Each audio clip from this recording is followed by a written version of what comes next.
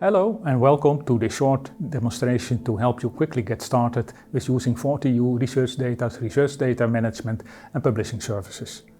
I am Egbert Gramsbergen, data engineer from 40U Research Data. In this short video, I will highlight the NetCDF data-related services of 40U Research Data. The NetCDF file format is heavily used in the field of climate and forecast, but also in many other fields. For this video, we assume that you are familiar with NetCDF.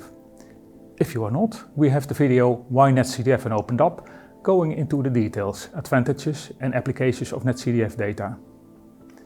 40U Research Data provides a dedicated service for serving NetCDF data over the Opened Up protocol. This enables the user to query NetCDF data or slices of it without the need to download the complete files. The upload procedure is the same as for any other file format. See the video How to Upload Your Data for details. Here is an example of a dataset with NetCDF data. Instead of the usual list of data files, there is a link indicating that the NetCDF data is stored on a dedicated server on Opened Up. This is the link. Clicking. And here now you see a list of data files, and I just click on the first one. Now what you see is a number of links. This is a link back to the metadata where we came from.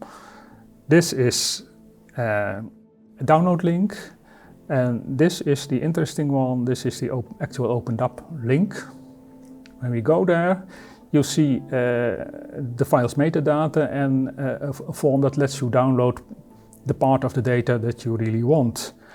However, there are some limitations to this, and you don't have these limitations when you use in your data analysis program this data URL shown on top. This is the one. So then you can use the file just like you would with a file on your local computer. This was an example of a dataset that only NetCDF data.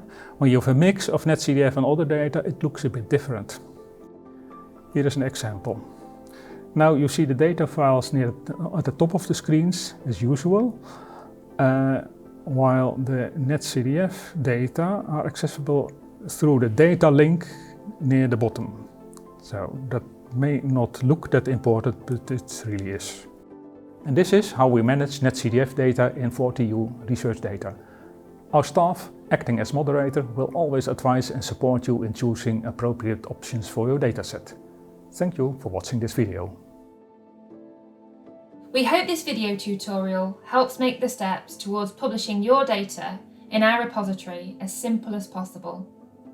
You can find more details about these and other topics on our FAQ webpage.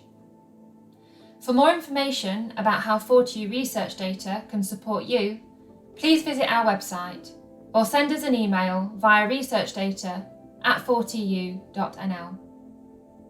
To find fellow FAIR data enthusiasts from your research discipline and to join our growing community of researchers and research data support professionals, please visit our community website.